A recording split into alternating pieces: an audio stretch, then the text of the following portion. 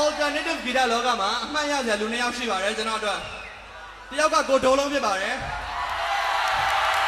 နောက်တစ်ယောက်က The Ants ဖြစ်ပါတယ်ကျွန်တော်အဲ့2ယောက်လုံးအတွက်ကျွန်တော်ဂုဏ်ပြုချင်တဲ့သင်းတစ်ပုဒ်ရှိပါတယ်ကိုဒိုးလုံးရေးပြီးတော့ The Ants ဆိုတဲ့သင်းဖြစ်ပါတယ်လာမင်းလေးလို့ခေါ်ပါတယ်